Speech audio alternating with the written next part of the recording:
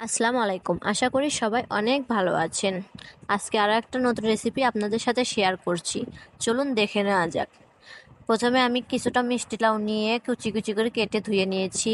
একটা কড়াইয়ে প্যান বসিয়ে তাতে 3-4টা কাঁচা লঙ্কা, রসুন কুচি, পেঁয়াজ কুচি দিয়ে হালকা আঁচে ভেজে নেব। একটু লাল লাল করে ভেজে নেব।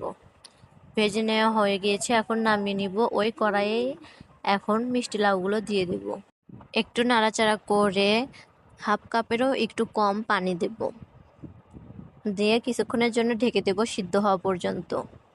দেখুন সিদ্ধ হয়েছে, এখন কিছুক্ষণ ভেজে নেব ভালোভাবে, নিয়ে তেল নিংড়িয়ে উঠিয়ে নেব। চলুন ভর্তাটা মাখিয়ে নিই। আসলে রেসিপিটা হচ্ছে মিষ্টি লাউয়ের ভর্তা। এই ভর্তাটা বাসায় একবার না বানালে বিশ্বাসই করতে পারবেন না যে কতটা মজাদার হয়েছিল এই ভর্তাটা। অবশ্যই একবার বাসায় ট্রাই করবেন হাতের কাছে মিষ্টি লাউ থাকলে। আমার ভর্তার রেসিপিটা কেমন লাগলো অবশ্যই একটা লাইক, একটা সুন্দর কমেন্ট করে জানাবেন। আজকের ভিডিও এ পর্যন্তই। আল্লাহ হাফেজ।